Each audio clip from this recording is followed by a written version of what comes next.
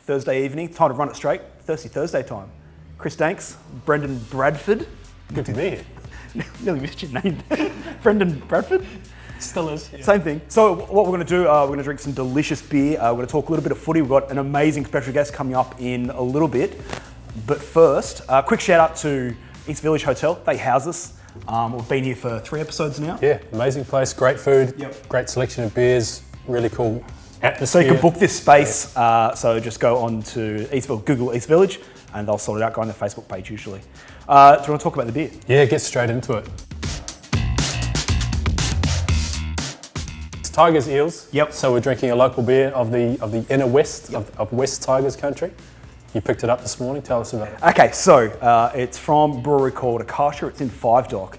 We've gone with the Korben D today, so it's only a limited release. They do it about 2 or 3 times a year. Because it's an American IPA, a double IPA, it has to be super fresh. And so they do it 2 or 3 times. It's amazing. You can probably get it from Beer Cartel. They're usually really good. Obviously, the brewery. You can get growlers there, and they usually have food trucks to like Thursday through Sunday. Crack into it? Yeah, let's go for it. It's even sort of West Tigers or Balmain Tigers, I suppose, themed. Hey, quick question. Why are you drinking out of a can? I said it last week. I'm drinking out of a can, so sue me. You can't change me. I know we should be drinking IPA out of a glass, but what are you going to do? I mean, it's all about product placement. Have a taste. Goddamn, that's delicious. It's really good. Although I do have very stunted taste buds, I'm going to go with passion fruit off the top, but also you wouldn't know it's 8.5%. No, very smooth. Yeah, they got that fruitiness to it. It reminds me of like a summer day of the inner west. I used to play golf when I had time to play golf. Barnwell Park, right on the water there, and Canada Bay, I think it is. This is what this reminds me of. Summertime, late afternoon, sun going down, inner west. It's delicious. As I said, it's a double IPA, so it's a fair bit of heft behind it. It's a bit of a brute, but you wouldn't know that. So I guess the big question is, if it was a rugby league player, who would it be? I mean, for me, it's pretty obvious. This is a Tigers beer. It's in Tigers country. I'm going with a Tigers legend, Tigers junior. That's Chris Lawrence. Yes. Veteran of the game. Good to see him back last week on the field as well, as the Tigers got a good win. Didn't he debut super young in the test? About 17. 17 years old. What were you doing when you were 17? You don't want to know. Yeah. You don't want to know. I don't want to know. That's a fair point. I'm going to go with Robbie Farah, Faz, good friend of Sporting News. You interviewed him a few weeks ago. Yeah, great chat. Talking about him punching on. Good to see he's still not worked up about it. Yeah. He's let bygones be bygones. It's fine. Don't worry about it. I want to do the Jason Taylor, Robbie Farah behind the scenes that would be incredible. interview somehow if we could get that going. Yeah, if anyone knows Jason Taylor, let us know. But also, if you've tried this beer as well, let us know in the comments below. If you liked it, if you loved it, I think you'll love it. For me, I'm going to go Farah because super powerful, but also a little bit silky. Yeah. Faz, for a hooker, had really good service. Pack some punch. Yeah. Yeah. And he actually told us in that interview when he cracked Anthony Watts about 15 times. You know, before that he was seen as sort of a silky sort of player. Yeah. People questioned his defence and his mettle, but after that, got a bit of respect around the traps. So. Remember when he played that Origin game and he made about 60 tackles? Yeah. Wasn't it like maybe a few days after his mum was super sick, or maybe even passed away? That's right. Yeah. Absolutely killed it. Yeah, and he just did everything in the middle. Yeah. Animal of a bloke. Yeah. For some reason, I'm sure there's I think Nathan Cleary kind of gets it now. People either love him or they just want to death ride him for some reason. Yeah. I think I was kind of the same with Farah. At the start, I just didn't like him for some reason. If he's not on your team, yeah, you're just like, I can't but stand it. I got a bit of a soft spot for him in the later years. Yeah. I mean, especially his last year at West Tigers, even though his final game when he was playing Cronulla, the team I support, I was like, I really want him to play just for that final send-off. Huge man. We spoke to him about that as well. Cool story behind that. So he wasn't supposed to play. He was injured. He broke his leg. Yeah. Not that long, prior to that game, he wasn't going to play. There was a few sort of injuries in the team. He was told bring his boots just in case. So he threw them into the back of the car. The night before, I think it was an Ashes test. Okay. So him and his brother, who's the South's physio, I think that they had dinner and a few drinks. So he had a few whiskeys.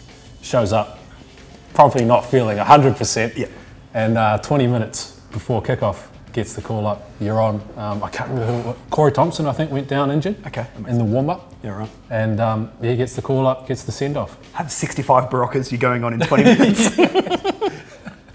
All right, should we talk about who we're going to be sitting down with today? Yeah, I'm absolutely pumped for this one. So obviously last week we had Ben Damon, owns his own beer company, knows everything about boxing. It was awesome. We're kind of going with a little bit of a combat sports thing again this week. Take us through who we got. Yeah, well, like you say, we've had some champion blokes on the show so far, but this time we've got a world champion and a champion bloke in Alex Volkanovski, featherweight UFC champion of the world. He defended his title just over a week ago, about a week and a half ago, against Max Holloway on Fight Island in Abu Dhabi. Earned the decision there. I thought he won. Yeah, I scored it for Alex.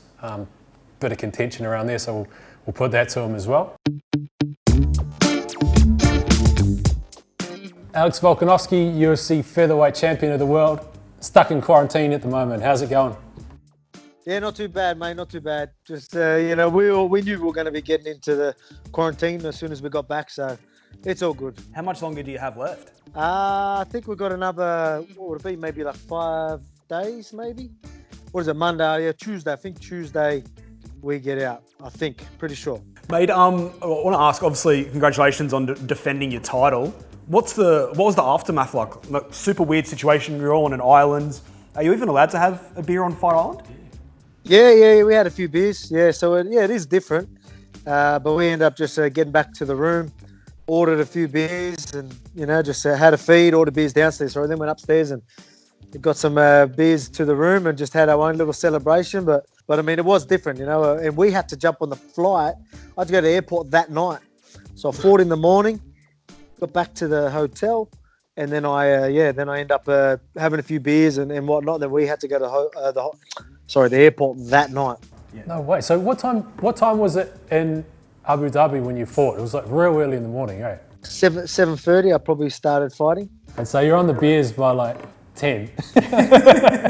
Yep. So that wasn't too bad, but obviously we had to get up really early. So you're probably aware of my schedule, sleeping patterns that I had and things like that. So I had to change it up a little bit, just so I obviously, once it was fight time, I was awake, and it was a time that I was used to being awake. So we had to, it was awkward, but wasn't too bad. What was the deal with was it an ASADA test or USADA test? Oh, yeah. Like late the night before? You mentioned it in the presser, but I haven't heard too much follow up from it. I don't know why they would even think to do that, like especially the day before the fight's bad enough, but then coming late at night and then waking a fighter up before the fight. I think it was around 10 o'clock at night, 10:30. They came, and I was already asleep at 7, so I was going to bed at 7, sleeping at 7, so I could get up at like 3 o'clock, 3:30 or something like that. So, I started sleep. I was asleep for a few hours and they come and wake me up. It's quite rude, just silly. I don't know how they thought that was a good idea or that was right to do. But anyway, it is what it is. You couldn't even do that trick, like in the middle of the night, if you kind of want to stay like half asleep. So you kind of just like feel your way to the bathroom, piss, and then just kind of like do the same, hope you go back to sleep. Be a little bit strange if you had like 6 or 7 USADA blokes in there, just standing there with your eyes closed. Mate, it gets weird. It gets weird with the USADA test sometimes, because I don't want to get into too much detail, but sometimes they need to be there, right? They need to be there while you. See, now we're going to get into a little bit of detail, but they've got to be there, keeping an eye, make sure it's you pissing in the cup. Yeah. But sometimes you need to do a number 2 as well. Yeah, so like you can't do the 1 without the number 2. So I'm probably giving you a little too much information, so I apologise for that. So you aren't allowed to do that while he's not there. So everything has to be in front of these guys. So you're sitting there going, I'm like, sorry, man, I got it. What do you do?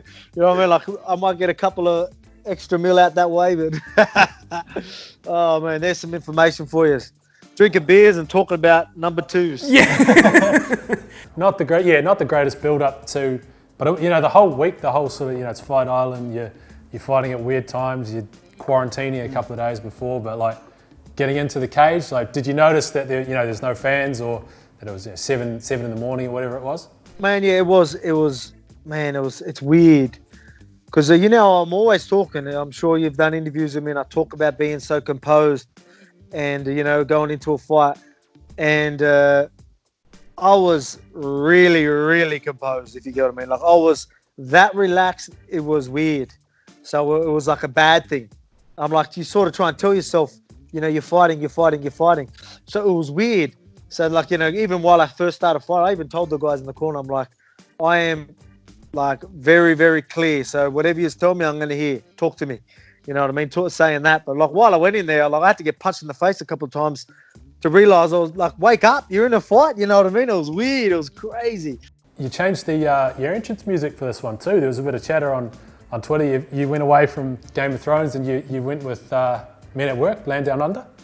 Yeah. Well, that's well, I had to. I said last fight. This is the end of the chapter. Obviously, I just wanted to take the throne. Like Game of Thrones. I was there working. That whole chapter was me getting to the throne. Even before the fight, I even said, I'm going to walk out. I've got a video. I posted this on my Instagram.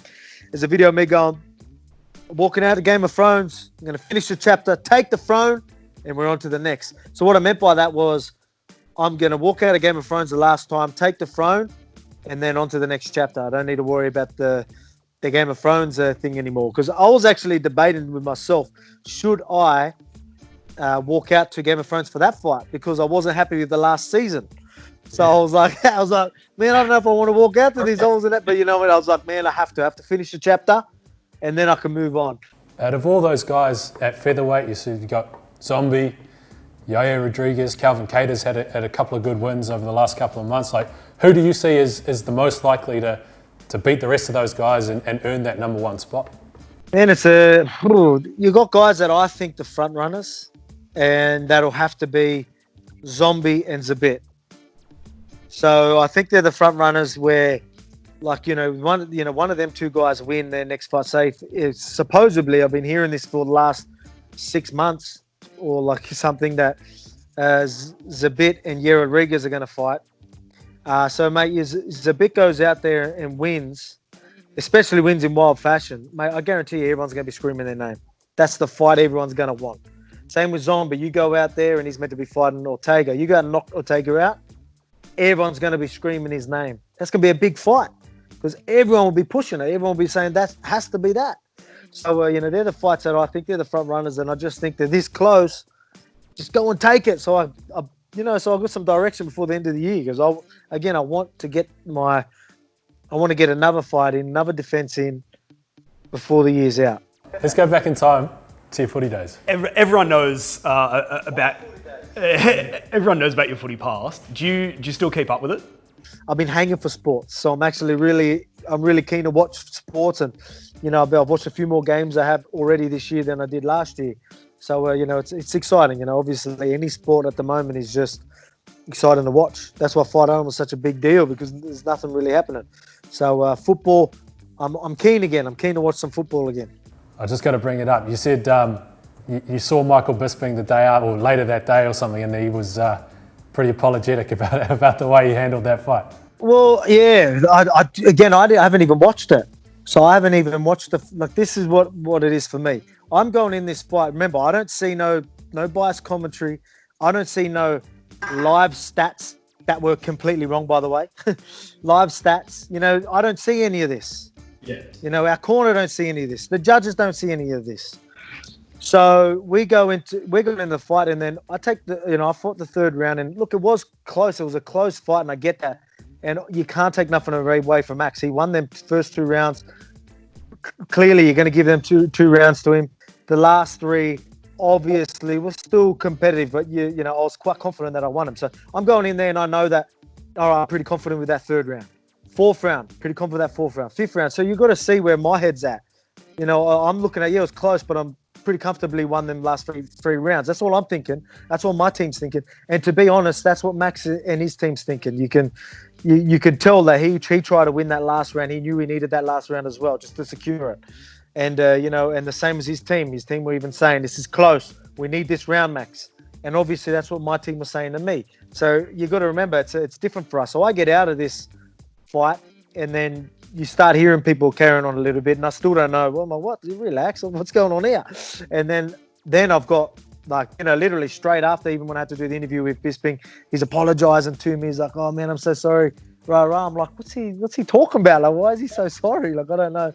He must have already been abused about it. I don't know what happened, and then I watched back, and then I was like, man, it makes a bit of sense. Alex, before we let you go, one more question. It looks like we're going to get Adesanya, your teammate Israel Adesanya, defending his title against Costa. I think in August is what they're planning for. I don't know whether the contracts are signed or whatever. That's if it's been made official or not. But how do you sort of see that fight going?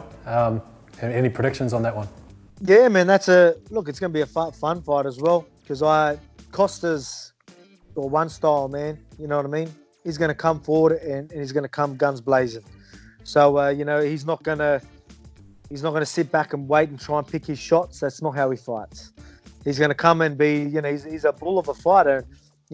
People might not say he's the most technical, but I mean the fact that he's such a gamer, so powerful. He's a big dude, so he's always going to be dangerous anyway. But against a higher, the level of striking that Israel has, I think that makes for a pretty good fight for Israel Adesanya.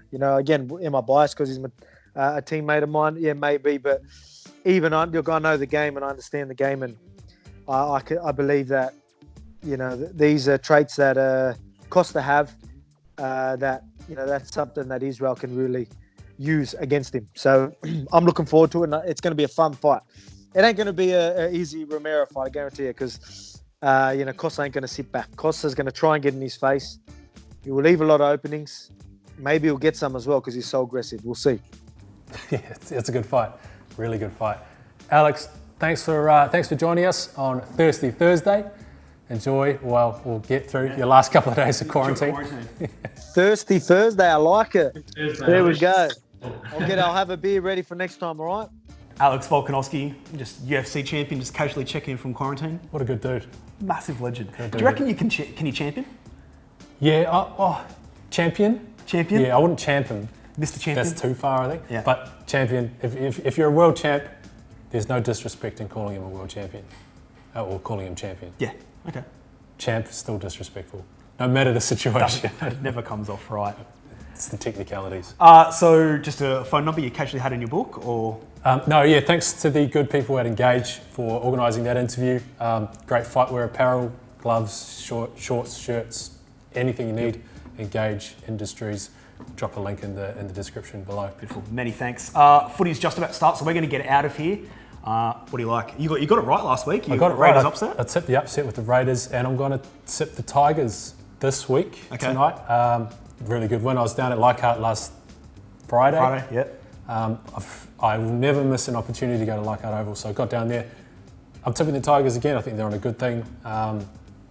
Eels, I know they're coming off a bit of a rough one. They'll bounce back, but I'm going Tigers. Yeah. I like the Eels. Mitch Moses back. Wonga Blake Ferguson, that edge. They haven't given a whole lot of love this year, but I think with Moses back, both of them in. There you go. Dangerous side. Okay, enjoy the night. We'll see you next week. See you next week.